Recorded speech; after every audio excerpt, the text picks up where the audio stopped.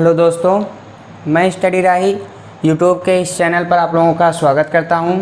दोस्तों, आज हम लोग पढ़ने वाले हैं वाच्य के बारे में, जिसे इंग्लिश में वॉइस कहा जाता है। तो आइए हम सबसे पहले जानते हैं कि वाच्य किसे कहा जाता है। तो इसकी परिभाषा आपकी हो जाएगी कि क्रिया के जिस रूप से यह पता चले कि किया गया कार्य, यानी कि क्रिया के जिस रूप से यह पता चले कि क्रिया द्वारा संपादित किया गया विधान विषय वाक्य में, क्रिया द्वारा संपादित किया गया विधान विषय वाक्य में कर्म है, कर्ता है या भाव है।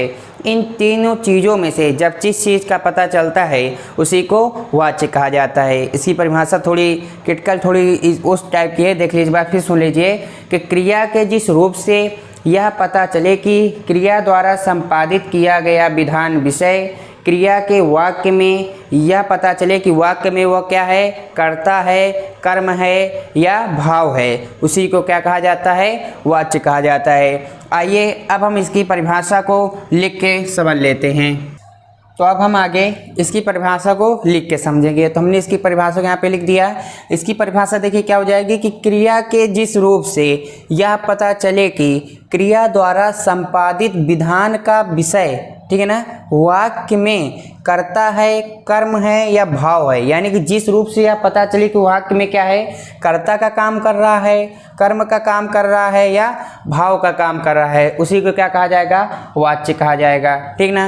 देखिए, वाच्य के हमारे मुख्य रूप से तो दो भेद होते हैं। जैसे वॉइस कितनी होती है हमारी, एक्टिव वॉइस और पैसिव वॉइस, उसी तरह हिंदी में भी मुख्य रूप से दो ही होते हैं, लेकिन यहाँ पे तीन भागों के बारे में बताया गया है, कर्तृवाच्य, कर्मवाच्य और भाववाच्य। तो हमने वाच्य की परिभाषा को समझा और वाच्य के भेदों के देख लिया। ये तीन प्रकार के होते हैं, कर्तृवाच्य, कर्मवाच्य और भाववाच्य। अब आगे आइए हम लोग इनके प्रकारों की परिभाषाओं को अच्छे से समझते हैं। तो आइए अब हम लोग वाच्य के प्रकार के बारे में जानते हैं। तो सबसे पहला हमारा आ जाता है कर्तृवाच्य। तो कर्तृवाच्य की परिभाषा क्या हो जाएगी कि क्रिया के जिस रूप से, देखिए अभी तक आप लोगों ने वचन पढ़ा, लिंग पढ़ा, अब वाच्य पढ़ रहे हैं। इन सब में आपका एक शब्द यूज हुआ है क्रिया, और क्रिया का मतलब बाकी अच्छी तरीके से, एकदम अच्छी तरीके से हम लोगों ने वीडियो में पढ़ लिया है। अगर आप लोगों ने उस वीडियो को ना देखा हो तो जाके आप उस वीडियो को देख सकते हैं। तो आइए हम इसके बारे में पढ़ते हैं।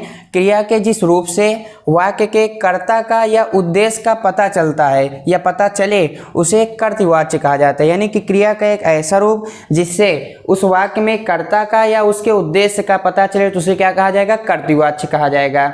इसमें जो आपका लिंग और वचन होता है, इसमें जो आपके लिंग और वचन होंगे वो कर्ता के अनुसार होंगे, यानी कर्ता के अनुसार बदलेंगे, कर्ता के अनुसार नहीं बदलेंगे। यानी कि जो भी इसमें लिंग और वचन का काम होगा वो कर्ता के अनुसार होगा। ठीक, जैसे इसमें आपका सिंपल से एग्जाम्पल हो गया, बच्चा खेलता है, एक सिंपल सा है कर्तृवाच्य, घोड़ा भागता है, हम हंसते हैं, तुम खाते हो, यानी कि सब आपके क्या हो गए, एक सिंपल से उदाहरण हो गए। कर्तृवाच्य में आपका क्या हो जाएगा, यानी कि क्रिया का वह रूप जिससे कर्ता का और उसके उद्देश्य का पता चलता है उसे कर्तृवाच्य कहा जाता है। इसमें लिंग और वचन कर्ता के अनुसार बदलते हैं। एग्जाम्पल आपके सामने यहाँ पे लिखा हुआ है। तो इस प्रकार हमारा ये पहला वाला वाच्य हो जाता है। अब हम बढ़ते हैं अपने दूसरे वाच्य की ओर। देखिए, ये हमारा दूसरा आ जाता है कर्मवाच्य। अब हम जानते हैं इसकी परिभाषा और इसकी डिफिनेशन के बारे में समझते हैं। जिसमें आपका हो जाएगा कि क्रिया के जिस रूप से वाक्य में कर्ता के कर्म का पता चलता है, यानी कि इसमें बात किसकी चीज की जाएगी, कर्म की बात की जाएगी, उसे क्या कहा जाएगा, कर्मवाच्य, यानी कर्म को बताने वाला। ठीक, और इसकी रूप रचना जो होती है, ये जैसे तैयार होता है वो कर्म के लिंग, वचन और पुरुष के आधार पर, यानी कि इन तीनों के अनुसार इसकी रचना की जाती है। जैसे यहाँ पे आपके सामने एग्जाम्पल लिखा गया है, छात्रों द्वारा नाटक प्रस्तुत किया गया। यहाँ पे क्या आपकी बात की जा रही है, देखिए नाटक प्रस्तुत किया गया, यानी कि ये क्या है, आपका प्रस्तुत किया गया, आपकी क्रिया हो गई, क्रिया तो इसमें दिया गया, कर्ता भी है, यानी कि इसमें कर्म की बात भी हो रही है, लेकिन इसमें ज़्यादातर बात किसकी सहायता से हो रही है, कर्म के सहायता से बात की जा रही है। फिर यहाँ पे आपका बताया गया राम द्वारा पुस्तक को पढ़ा गया। ठीक, पुस्तक को पढ़ा गया, किसने पढ़ा, राम द्वारा पढ़ा गया, यानी कि यहाँ पे पूरी बातों को स्पष्ट रूप से बता दिया जा रहा है और कर्म की बात की जा रही है।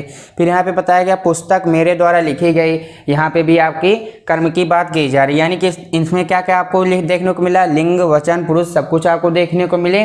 और यहाँ पे बात किसके द्वारा की गई, कर्म द्वारा बात की गई। इसी परिभाषा क्या हो जाती है आपकी, एक बार फिर समझ लीजिए, क्रिया के जिस रूप से वाक्य में कर्ता के कर्म का पता चलता है उसे कर्मवाच्य कहते हैं, और इसकी रूप रचना आपकी लिंग, वचन और पुरुष के आधार पर होती है। बाकी इसका एग्जाम्पल आपके यहाँ पे सामने लिखा हुआ है। देखिए ये हमारा तो दोनों हो गया, ठीक।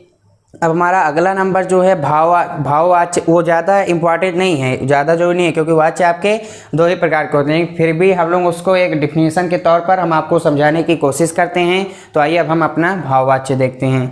तो देखिए ये हमारा आ जाता है भाववाच्य। देखिए भाववाच्य उतना पढ़ने की इसमें जरूरत होती नहीं, क्योंकि हमको पूछा जाता है जैसे इंग्लिश में एक्टिव और पैसिव वॉइस, उसी तरह इसमें कर्मवाच्य और कर्तृवाच्य, जिसको हम लोगों ने अच्छी तरीके से पढ़ लिया उन दोनों को। लेकिन आपको अगर समझना है तो भाववाच्य को भी एक शब्दों में लिखने के तरीके से आप समझ सकते हैं कि क्रिया के जिस रूप से वाक्य का उद्देश्य भाव होता है, यानी कि क्रिया का एक ऐसा उद्देश्य जिसका जो यानी क्रिया का एक ऐसा रूप जिसका उद्देश्य क्या हो जाएगा, उस वाक्य का उद्देश्य भाव हो जाएगा। और इसमें जो आपका होता है न कर्ता और कर्म, इन दोनों की कोई किसी की भी प्रधानता नहीं होती। इसमें न कर्ता की प्रधानता होती है और न कर्म की प्रधानता होती है, तथा इसमें न कर्ता के प्रधान माना जाएगा और न कर्म को प्रधान माना जाएगा, ठीक। और इसमें सबसे बड़ा जो योगदान होता है, यानी कि इसमें अकर्मक क्रियाओं का प्रयोग किया जाता है, यानी कि भाववाच्य में ज़्यादातर अकर्मक क्रियाओं का इस्तेमाल किया जाता है, ना कि इसमें सकारात्मक क्रियाएं होती हैं, ठीक। तो इस तरह का ये आपका क्या हो जाता है, भाववाच्य हो जाता है। इसमें तो कोई कर्ता और कर्म की प्रधानता तो होगी नहीं, तो इसका एक एग्जाम्पल कोई तो बन ही नहीं सकता है, ठीक। तो इस तरह हमने इसको समझाने के तरीके से यहाँ पे बता दिया।